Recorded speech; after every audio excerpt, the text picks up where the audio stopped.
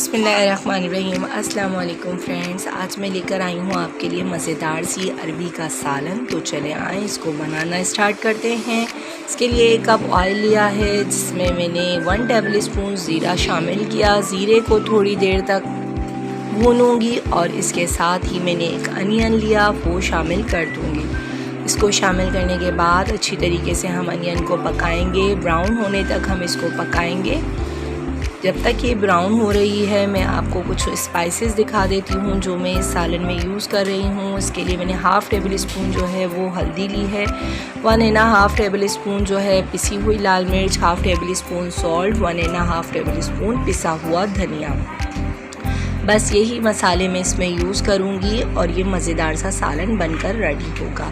ये मेरी प्याज जो है वो अच्छी तरह से ब्राउन हो गई, तो मैंने इसमें 1 टेबल स्पून जो है वो अदरक लहसुन का पेस्ट शामिल किया। इसको मैं अच्छी तरह से भून रही हूँ।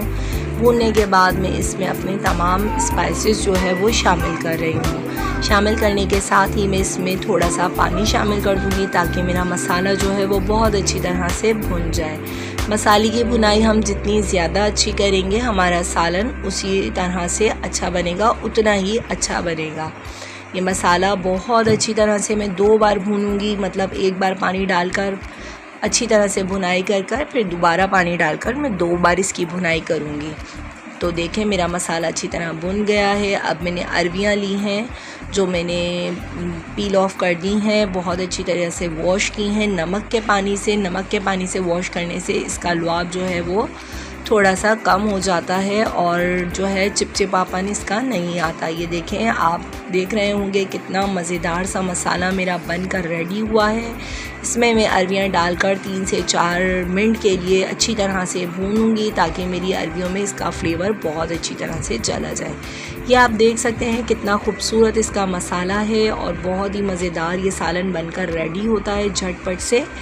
1 गिलास पानी मैंने इसमें डाला और मसाला भूनने के बाद अब मैं अरबियों को गलने के लिए रख दूँगी।